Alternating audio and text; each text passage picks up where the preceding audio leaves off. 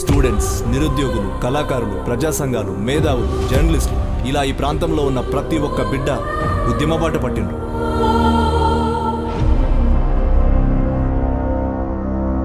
దొరల పాలన మన తాతలు చూసిండ్రు, నేడు మనం చూస్తున్నాం. వాళ్ళు చెప్పిందే న్యాయం, వాళ్ళు చేసిందే కానూరు.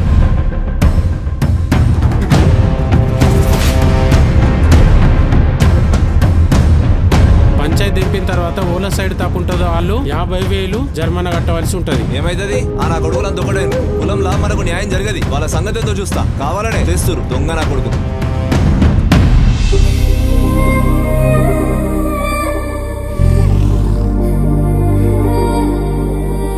ఏంటి చిన్ని, ఏదో ప్రాబ్లం ఉందని ఫోన్ చేసినావు? ఏం ప్రాబ్లం అంటావేంది విజయ్? ఇంట్లో విషయం తెలిసింది, ఏవో ఎన్ఆర్ఐ సంబంధాలంటూ టార్చర్ చేస్తున్నారు.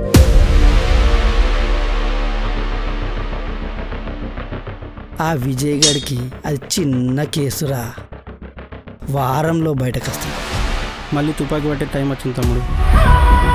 నేను ఫైనల్ డిసిషన్ తీసుకున్నా, ఇక సావో రేవో తేల్చుకుందామని వెళ్తున్నా. పనివంతుడు పందిరేస్తున్నట్ట, కుక్కతో తగిలి కూలిపోయిందట.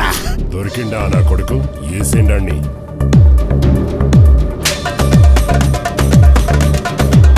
ఏ పదవితో అయితే వాళ్ళు అరాచకాలు సృష్టిస్తుండ్రో ఆ పదవి లేకుండా చేస్తే మన పోరాటం అణచివేయబడ్డ పేద ప్రజల కోసం, ఇక్కడ భూస్వాములు పెత్తందారీ వ్యవస్థ అంతం చేయడమే మన ప్రధాన లక్ష్యం. ఓ మంత్రి స్థాయి నాయకుడితో మీకేంటి ఇష్యూస్? దీని వెనక ఎవరున్నారో నాకు తెలుసు, ఆడి సంగతి నేను తెలుస్తాను. పదవులు ఊడగొట్టి వాళ్ళ అహంకారాన్ని అణిచివేయి.